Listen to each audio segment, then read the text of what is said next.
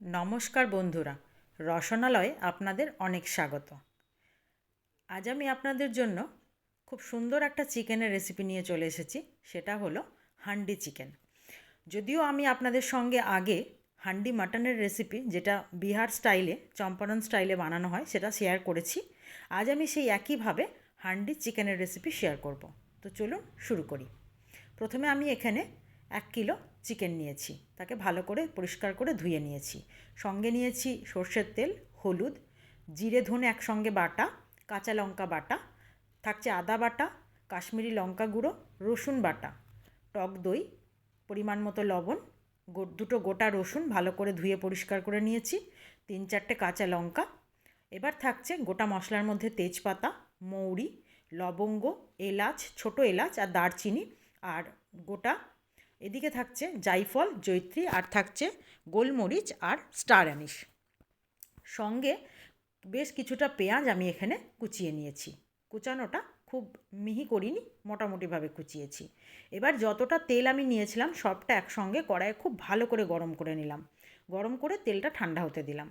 তারপর আমি এবার পেঁয়াজগুলোকে, কোচানো পেঁয়াজটাকে খুব ভালো করে হাত দিয়ে একটু ডলে নেব, যেন একটার সঙ্গে আর একটা লেয়ার লেগে না থাকে, সেগুলো যেন ছেড়ে ছেড়ে যায়। তারপর সেই কোচানো পেঁয়াজটাকে আমি চিকেনটার মধ্যে দিয়ে দেব।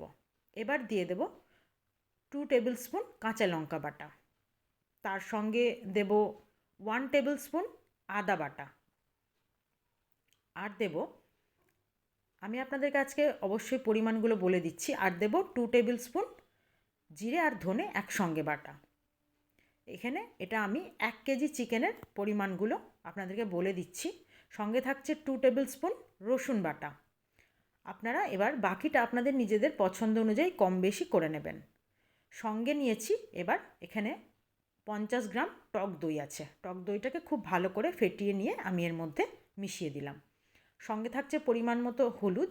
এখানে 2 টেবিল স্পুনই হলুদ আছে, আর 2 টেবিল স্পুন কাশ্মীরি লঙ্কা গুঁড়ো, আর স্বাদ অনুযায়ী লবণ। সঙ্গে থাকছে যে শুকনো মশলাগুলো নিয়েছিলাম, সব একসঙ্গে আমি এর মধ্যে মিশিয়ে দেব। এই রান্নাটার স্পেশাল যে ব্যাপারটা সেটা হলো খুব ভালো করে এই হাতে মেখে এটাকে ম্যারিনেট করতে দিতে হবে। কারণ এই রান্নাটায় মানে সরাসরি কড়াইয়ে রান্না করার কোনো অপশান নেই। আপনাকে যেটা করতে হবে সবটাই হাতে মেখে বন্ধ হাঁড়ির মধ্যে রান্নাটা হবে। আমি এখানে মাটির হাঁড়িতে করব। মাটির হাঁড়িটা আমি তার আগে অবশ্যই খুব ভালো করে ধুয়ে রেডি করে নিয়েছি। এবার আমি খুব ভালো করে মাংসর সঙ্গে সমস্ত কিছু একসঙ্গে মাখিয়ে নেব। মাখানোটা খুব ভালো করে করতে হবে। তারপর আমি এখানে যে তেলটা গরম করে ঠান্ডা করে রেখেছি সেইটা এর মধ্যে দিয়ে দেব। এই মাখানোর সময় আমি এখানে 10 টেবিল স্পুন সর্ষের তেল ব্যবহার করেছি। এবার আমি এটাকে মানে মিনিট 15 থেকে আধ ঘন্টা, যতটা রাখতে পারবেন, ম্যারিনেট করে রেখে দেবো। তারপর আমি মাটির হাঁড়িটার গায়ে প্রথমে একটু মাটি বুলিয়ে দিয়েছি, যেন কোনোভাবে এটা চির না ধরে। আর হাঁড়ির ভেতরে আমি বসানোর আগে 3-4 চামচ সর্ষের তেল দিয়ে দিলাম। এটাও কিন্তু আমি ওই গরম করা তেলটাই ব্যবহার করব, কোনো কাঁচা তেল ব্যবহার করব না। তারপর মাখানো মাংসগুলোকে আমি আস্তে আস্তে সবটা হাঁড়ির মধ্যে দিয়ে দেব। যে সকল বন্ধুরা আপনারা আমার সমস্ত ভিডিও দেখছেন এবং আমার পাশে আছেন, তাদেরকে আমার অনেক ধন্যবাদ। আর যে সকল বন্ধুরা আজকে প্রথম আমার ভিডিওটি দেখছেন, এখনও আমার চ্যানেলটি সাবস্ক্রাইব করেননি, তারা প্লিজ আমার চ্যানেলটি সাবস্ক্রাইব করে আমার পাশে থেকে আমাকে এগিয়ে যেতে সাহায্য করুন। ফেসবুক পেজ থেকে যে সকল বন্ধুরা আমার ভিডিওটি দেখছেন, তারা আমার পেজটি অবশ্যই ফলো করে দেবেন। এবার আমি সমস্ত মাংসটা হাঁড়ির মধ্যে দিয়ে তার মধ্যে কিছুটা 3-4টে গোটা কাঁচা লঙ্কা আর 2টো গোটা রসুন দিয়ে দেব। আপনারা রসুন বা কাঁচা লঙ্কার পরিমাণটা নিজেদের পছন্দ অনুযায়ী কম বেশি করে নেবেন। এবার দেওয়া হয়ে গেলে সব কিছু, তারপর হাঁড়ির মুখে আমি ভালো করে একটু আটা মেখে ওটাকে লম্বা করে হাঁড়ির মুখে খুব ভালো করে বসিয়ে নেব। বসানোটা হাঁড়ির মুখে ভালো করে বসিয়ে আমি একটু জায়গা ফাঁকা রাখবো, যেন সেই জায়গাটা আটা না থাকে। সেই জায়গাটা আমি একটু ফাঁকাই রাখবো, সেখান থেকে ভেতরের বাষ্পটা বেরোতে সাহায্য করবে। আপনাদেরকে আমি ডেসক্রিপশন বক্সে আমার ঠিক এইভাবে তৈরি করা চম্পারন স্টাইলে হান্ডি মাটনের লিঙ্কটা দিয়ে দেব। আপনারা সেখান থেকে চাইলে সেটাও দেখে নিতে পারবেন। এবার আমি হাঁড়ির মুখে একটা সুন্দর ঢাকনা ভালো করে চেপে চেপে বন্ধ করে দেব। আপনারা কিন্তু অবশ্যই এখানে চাইলে কোনো মাটির সরা দিয়েও ঢাকনাটা করতে পারেন।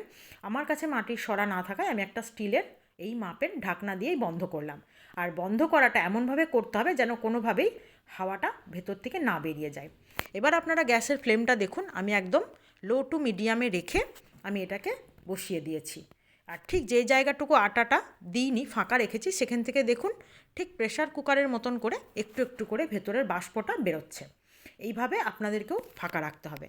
আর কিছুক্ষণ পর পর, মিনিট 4-5 বা 10 পর পর গ্যাসের ফ্লেমটাকে লো করে রেখে আপনারা হাঁড়িটাকে একটু নাড়াচাড়া করিয়ে দেবেন। মোটামুটি এটাকে আপনারা একটা সময় ধরে 45 মিনিট মতো বন্ধ করে রান্না করলেই কিন্তু রান্নাটা রেডি হয়ে যাবে। এবার আমি ঢাকনাটা খুলে দিয়েছি, আমার কিন্তু রান্নাটা হয়ে গেছে। আমি যখন এটা মাটন দিয়ে রান্না করেছিলাম তখন আমার এটা 1 ঘন্টা মতো সময় লেগেছিল, 1 থেকে 1 ঘন্টা 15 মিনিট মতো। এখন আমি এটা 45 মিনিট থেকে 50 মিনিট মতো রান্না করলেই চিকেন যেহেতু তাড়াতাড়ি হয়ে যাবে। এবার আমি ঢাকাটা খুলে 2 চামচ ঘি দিয়ে ভালো করে ওর মধ্যে মিশিয়ে আমি এটা এবার পরিবেশনের জন্য রেডি হয়ে গেছে। আপনারা দেখেই বুঝতে পারছেন মাংস কিন্তু খুব ভালো সেদ্ধ হয়েছে, সঙ্গে রান্নাটাও দেখেই বুঝতে পারছেন অসাধারণ হয়েছে। আপনারা ঠিক এইভাবে একবার হান্ডি চিকেন বাড়িতে করে দেখুন। যারা এখনও করেননি তারা অবশ্যই এইভাবে এই ভিডিওটি দেখে একবার হান্ডি চিকেন বাড়িতে করে দেখুন। আশা করি ভালো লাগবে, আর স্বাদও অসম্ভব ভালো হয়। আমার ভিডিওটি ভালো লাগলে অবশ্যই লাইক, শেয়ার ও কমেন্ট করতে ভুলবেন না। আর এখনও যদি আমার চ্যানেলটি সাবস্ক্রাইব করে না থাকেন, অবশ্যই আমার চ্যানেলটি সাবস্ক্রাইব করে পাশে থাকবেন। আপনাদেরকে আমার ভিডিও দেখার জন্য অনেক অনেক ধন্যবাদ। অবশ্যই পাশে থাকবেন। আজ এই পর্যন্তই। ধন্যবাদ।